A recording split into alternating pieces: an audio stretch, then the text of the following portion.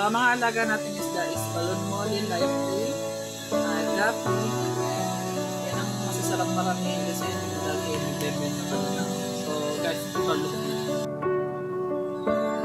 Nakikita nyo dyan na naglalapit kasi maamon po mga nakikisda.